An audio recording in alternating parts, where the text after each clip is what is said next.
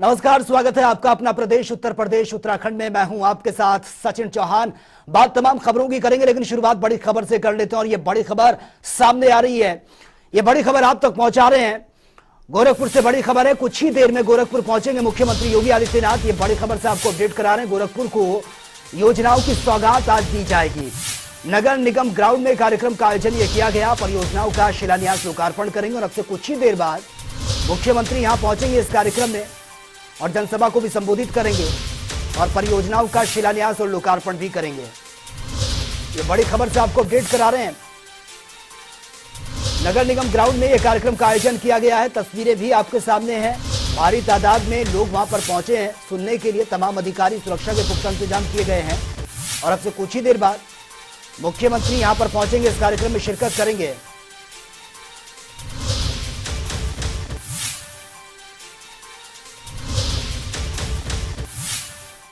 और ज्यादा जानकारी के साथ संवाददाता सुभाष गुप्ता इस वक्त हमारे साथ बने हुए हैं। सुभाष, मुख्यमंत्री योगी आदित्यनाथ का यह कार्यक्रम है, यहां पर उनको पहुंचना है, परियोजनाओं का शिलान्यास लोकार्पण भी करेंगे। कब तक पहुंचेंगे और फिलहाल किस तरीके की तस्वीरें देखने को मिल रही हैं?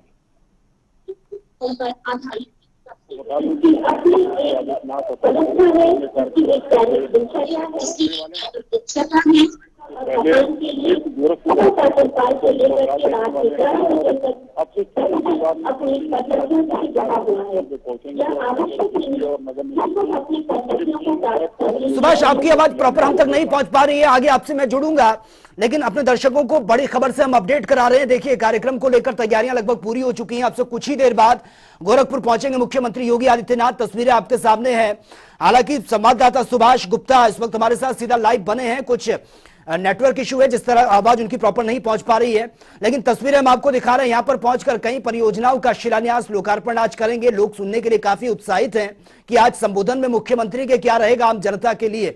तो मुख्यमंत्री योगी आदित्यनाथ अब से कुछ ही देर बाद यहां पर पहुंचेंगे और यहां पर पहुंचकर परियोजनाओं का शिलान्यास लोकार्पण वो करेंगे और इस कार्यक्रम में वो संबोधित भी करेंगे आम जनता को। सुरक्षा के पुख्ता इंतजाम किए गए हैं। भारी तादाद में लोग यहां पर पहुंचे हुए हैं।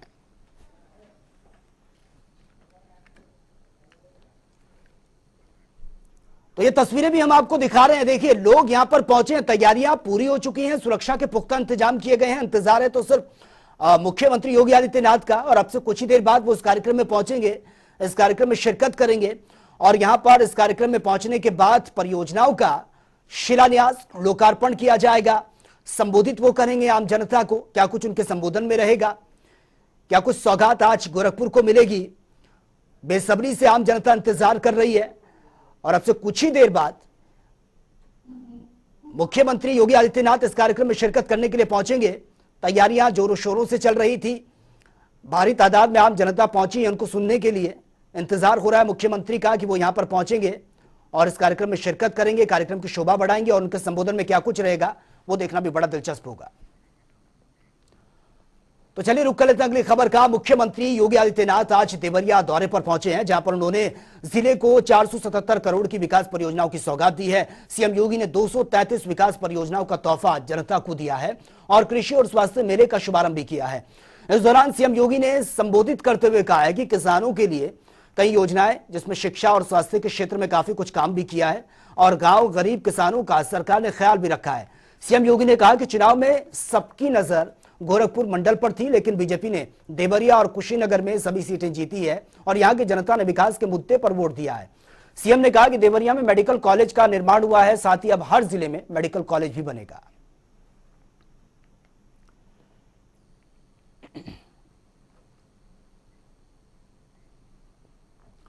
और वहीं प्रधानमंत्री मोदी के 5 ट्रिलियन इकोनॉमी का सपना पूरा करने और उत्तर प्रदेश के युवाओं को रोजगार देने के लिए योगी सरकार लगातार योजनाओं का क्रियान्वयन कर रही है और इसी के लिए सरकार लगातार इन्वेस्टर से भी बातचीत कर रही है। अब यूपी में बड़े इन्वेस्टमेंट के साथ ही एडवांस इंफ्रास्ट्रक्चर के साथ सीएम योगी ने बड़ी पहल की है। राज्य में निवेश के लिए मुख्यमंत्री योगी आदित्यनाथ की आज यूएस डेलीगेट्स के साथ अहम बैठक ये हुई है और राज्य में निवेश को बढ़ावा देने के लिए सीएम योगी यूएस से आए डेलीगेशन से मुलाकात उन्होंने की। और साथ ही आपको बता दें कि GIS 23 की बैठक से पहले सीएम योगी की मुलाकात काफी अहम मानी जा रही थी। दरअसल यूपी में अपार संभावनाओं को देखते हुए अन्य देश से निवेश के लिए आकर्षित यहां पर हो रहे हैं।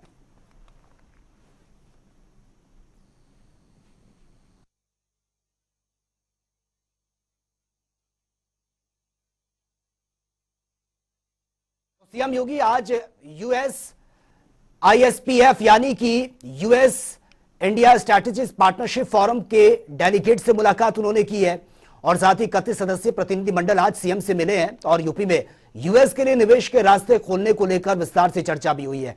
कोरोना से निपटने के लिए डेलीगेशन सीएम योगी के 3T कॉन्सेप्ट यानी कि ट्रेस, टेस्ट और ट्रीटमेंट का यूएस में ब्रांडिंग भी करेगा और 24 घंटे के अंदर ही विदेश से आए प्रतिनिधिमंडल से सीएम योगी की यह दूसरी बड़ी मुलाकात है।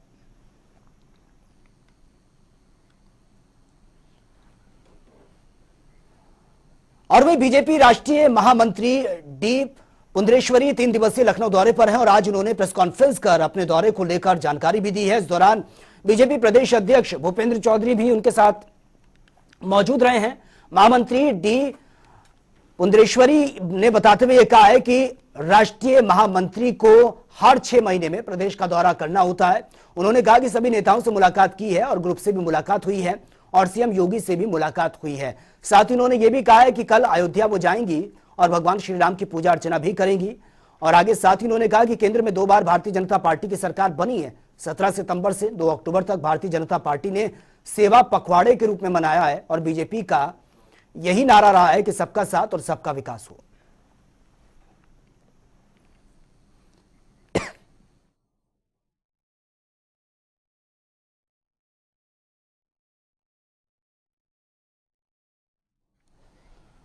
और वहीं सरकारी बैंक में 146 करोड़ रुपए की जालसाजी को अंजाम देने की कोशिश की गई है, जिसमें 75 करोड़ रुपए की रकम दूसरे बैंकों में ट्रांसफर ये की गई थी, लेकिन बैंक के अधिकारियों की सक्रियता से पूरी रकम को फ्रीज कर दिया गया है।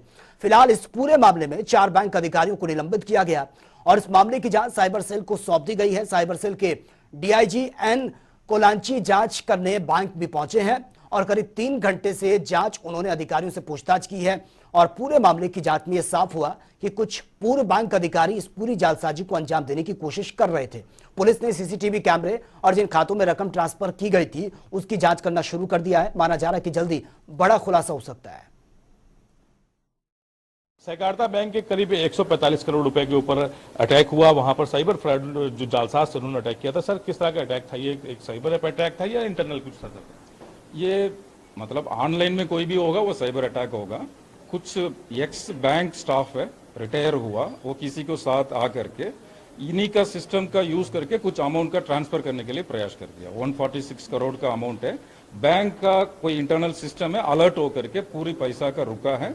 इसमें कोई फ्रॉड नहीं हुआ, अटेम्प्ट फ्रॉड हुआ। इसमें मुकदमा लिख करके हम लोग कार्रवाई कर रहे हैं। बैंक भी उनका इंटरनल जांच में 4 लोग का अभी निलंबित कर दिया गया है।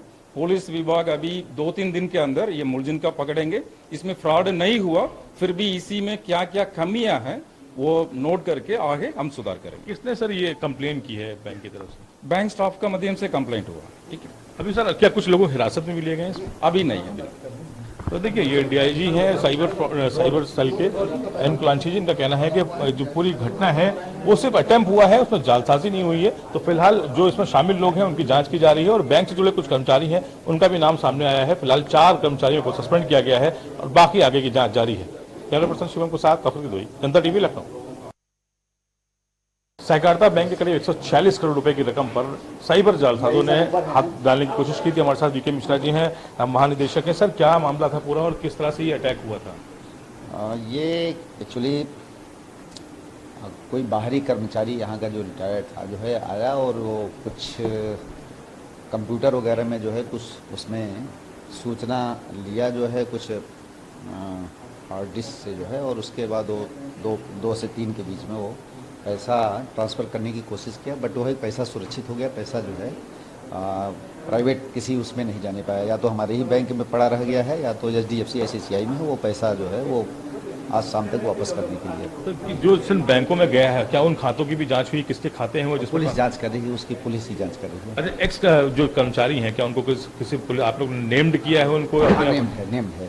कितने लोगों को सर कार्रवाई की गई है अभी तक? अभी 4 लोगों को कर दिया। किस स्तर के हैं सर ये? वो सहायक महाप्रबंधक है प्रबंधक। उनकी क्या कमी सर, क्या गलती लगती है शुरुआती जांच में? शुरुआती में है कि वो जो उनका पासवर्ड या इस तरह का जो होता है जो है वो सिक्योर नहीं कर सके, या इस तरह का उनको करना चाहिए था जो है प्रॉपर वे में, कहीं ना कहीं चूक किया। FIR सर हो गई है? कराएंगे? FIR हो गई।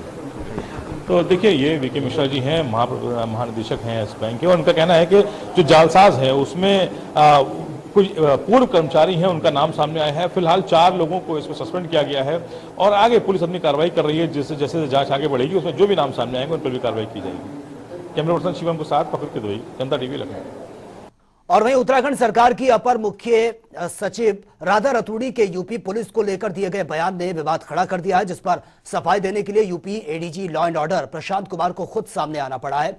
दरअसल कल एक प्रेस कॉन्फ्रेंस में एसीएस गृह राधा रतूड़ी ने कानून व्यवस्था को लेकर जानकारी दी थी, जिसमें उन्होंने उत्तराखंड में बढ़ते अपराध पर बात की और अफसरों को सख्ती से निपटने के निर्देश भी दिए थे। वहीं दूसरे प्रदेशों से तुलना करते हुए यूपी की पुलिस की कार्यप्रणाली पर गंभीर आरोप भी उन्होंने लगाए।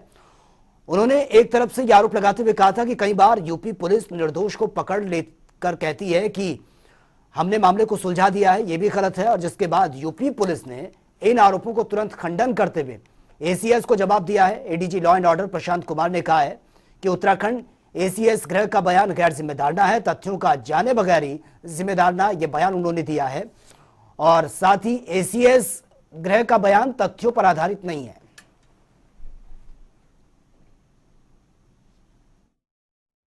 एसीएस गृह उत्तराखंड ने बगैर तथ्यों की जानकारी किए एक गैर जिम्मेदाराना बयान जारी किया है। किसी भी सिविल सर्वेंट को ऐसे बयानों से बचना चाहिए, विशेषकर जबकि वो देश के सबसे बड़े राज्य तथा सबसे संवेदनशील राज्य से जुड़ा मुद्दा है। ये बयान खेदजनक है और तथ्यों पे आधारित नहीं है। पुलिस, उत्तर प्रदेश की पुलिस ने पूरे देश में अपराध और अपराधियों के प्रति कार्रवाई करके एक नजीर प्रस्तुत की है। ऐसी स्थिति में इस तरह का बयान दुर्भाग्यपूर्ण है। उत्तर प्रदेश पुलिस ने पीएफआई, जो एक प्रतिबंधित संस्था है, इसके विरुद्ध भी कड़ी कार्रवाई की है।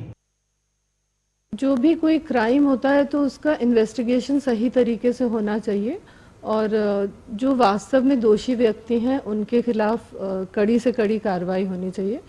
सभी प्रदेशों की पुलिस अच्छा काम कर रही हैं, यूपी पुलिस भी और उत्तराखंड पुलिस भी, और बहुत सारे ऐसे क्राइम्स होते हैं जिसमें मिल के दोनों पुलिस काम कर रही हैं और उसको सॉल्व भी कर रही हैं, और बड़े बड़े अपराधियों को पकड़ा भी जा रहा है। तो आशय सिर्फ इतना ही था कि कोई निर्दोष व्यक्ति किसी भी केस में ना फंस जाए। और अयोध्या में भव्य दीप उत्सव की तैयारी तेजी से चल रही है और लगभग ये काम पूरा हो चुका है। और इसी बीच तैयारियों का जायजा लेने के लिए जिलाधिकारी नीतीश कुमार ने आज दोपहर राम की पैड़ी और दीप उत्सव स्थल का निरीक्षण किया और अधिकारियों को दिशा निर्देश भी उन्होंने दिए हैं। 23 तारीख को दीप उत्सव है और इससे पहले सभी तैयारियां पूरी कर ली जाए। उन्होंने कहा कि राम की पैड़ी पर इस साल का दीप उत्सव बहुत ही भव्य होने वाला है। राम की पैड़ी पर 15 लाख दिए जलाए जाएंगे और अयोध्या के प्रमुख चौराहा, मठ, मंदिरों में भी मनाया जाएगा। इस दौरान जिलाधिकारी नीतीश कुमार ने राम की पैड़ी सरयू घाट का भी निरीक्षण किया और निर्देश भी उन्होंने दिए हैं। पूरी सुहावन उत्तर दिशा बहे सरयू पावन, ये वही सरयू माँ है जो अयोध्या की सबसे बड़ी साक्षी है। जिस तरह से भगवान राम लंका जीतकर अयोध्या आए थे, अयोध्या में खुशी से पूरे देश में दीपावली मनाई गई थी और देश दुनिया में अयोध्या का नाम जाना जाता है। कहा जाता है भगवान राम की नगरी अयोध्या, जहाँ कभी युद्ध न हो, इसलिए अयोध्या का नाम पड़ा। जिस तरह से भगवान राम समय आए थे, त्रेता का आगाज किया था और वो साक्षी माँ सरयू बनी थी, यहाँ के लोग बने थे। उसी त्रेता के साक्षी जिलाधिकारी नीतीश कुमार भी बनेंगे और यहाँ के लोग बनेंगे। सर, किस तरह से जो त्रेता युग का आगाज किया जाएगा, किस दिन से और किस तरह से शुरुआत की जाएगी? सबसे महत्वपूर्ण है कि जो दीपोत्सव, अयोध्या का दीपोत्सव एक अंतर्राष्ट्रीय फलक प्रदान हो रहा है इसका, और दिनों दिन हमारे श्रद्धालु इसको देखना चाह रहे हैं, आनंदित होना चाह रहे हैं। और अयोध्या में काम भी युद्ध स्तर पर चल रहा है और हम लोग दीपोत्सव जो कार्यक्रम है बहुत बृहद आयोजन कर रहे हैं। इसमें सबसे महत्वपूर्ण है कि हम लोग लाइट एंड साउंड का जो प्रोग्राम है हमारा काफ़ी महत्वपूर्ण होता है। वो हम लोग इस बार 12 शो आयोजित कर रहे हैं और रामलीलाओं का जो मंचन है हम लोगों ने 7 प्लेसेस पे निर्धारित किया है और शाम को 5 बजे से रात्रि 9 बजे तक हम लोग रामलीलाओं का मंचन करेंगे। 8 कंट्रीज़ के रामलीलाएँ हमारे यहाँ आ रहे हैं और 9 स्टेट के रामलीलाएँ आ रहे हैं। तो इसके लिए हम लोग बृहद इंतजाम किया गया है और साथ साथ जो क्रैकर शो है जो सरयू पुल है उस पर किया जाएगा और नया घाट से इसका अवलोकन किया जा सकता है। तो बहुत बेहतर रूप से हम लोगों ने इंतजाम किया है इस बार और व्यापक पैमाने पर इंतजाम। सर, कितनी तैयारियां हो चुकी हैं और कितनी तैयारियां अभी बाकी हैं? की तैयारियां, अभी मंच का सजावट हो रही है और अभी हम लोग लाइट एंड साउंड के लिए तैयारियां कर रहे हैं। तो सभी तैयारियां चल रही है और हमारे 21-22 तक सब तैयारियां पूरी हो जाएंगी। सर हमेशा मेहमानों को जो बाहर देश किस देश के सर चीफ गेस्ट नहीं, अभी हम लोग का ये लास्ट टाइम में फाइनल होता है कि कौन से देश के यहाँ पे आ रहे हैं, तो वो लास्ट टाइम में हम लोग को फाइनल सूची बाद में आएगी। सर कितने लोगों को अनुमान है पूरा जो 21, 22, 23 और 24 का जो पूरा कार्यक्रम है उसमें लगभग कम से कम 4 से 5 लाख कम से कम लोग आते हैं यहाँ पे और राम की पैड़ी में लोग डिफरेंट शोज को देखते हैं। तो हम लोगों ने इसी के अंतर्गत व्यवस्था की है। सर तमाम जो आम जनमानस है उनके लिए होता है कि वीवीआईपी कार्यक्रम होता है और उसमें वीवीआईपी कार्यक्रम के होने से जो लोगों की होते हैं बाहर, क्योंकि ये त्यौहार के रूप में, इवेंट के रूप में अयोध्या का जो दीपोत्सव है जिस पटल पे अपनी पहचान रख रहा है, जैसे आपने भी बताया, तो आम जनमानस के लिए किस दिन में खुला रहेगा कि क्या जो आम लोकल लोग हैं या बाहर से जो लोग दीपोत्सव देखना चाहते हैं उनके लिए किस तरीके से श्रद्धालुगण है उनके लिए खुला रहेगा। केवल 3 घंटे जो दीपोत्सव के समय है वो रिस्ट्रिक्टेड एंट्री रहेगी और बाकी हमने आपको बताया कि 1200 हम लोग लाइट साउंड पे कर रहे हैं। और देश में आए दिन कुत्तों के हमलों की दिल दहला देने वाली घटनाएं लगातार सामने आ रही है। वहीं नोएडा से एक दिल दहला देने वाली घटना सामने आई जहां पर कुत्तों का आतंक सबसे ज्यादा देखने को मिला है।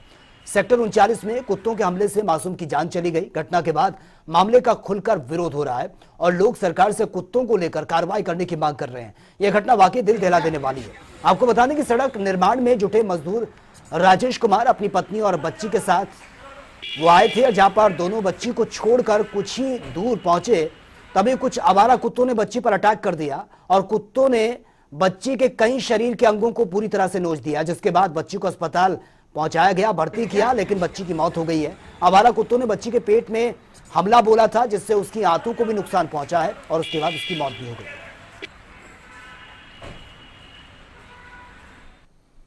और महिलाओं को स्वावलंबी बनाने की दिशा में सरोजनी नगर क्षेत्र के बीजेपी विधायक राजेश्वर सिंह अपनी एक अलग पहचान बना रहे हैं। प्रशासनिक सेवा को छोड़कर जनसेवा में आए पहली बार विधायक बने राजेश्वर सिंह ने क्षेत्र की स्वयं सहायता समूह को देश के जाने माने रेडीमेड कपड़ा व्यवसायी को लिंकअप कराकर वो बीजेपी विधायक ने यह बताया है कि जब मैं पहली बार चुनाव लड़ने आया तो यहाँ की महिलाओं में संभावनाओं को देखते हुए जो वादा किया था वो पूरा कर रहा हूं। बीजेपी विधायक राजेश्वर सिंह ने सहभागिता कार्यक्रम की भी शुरुआत की है।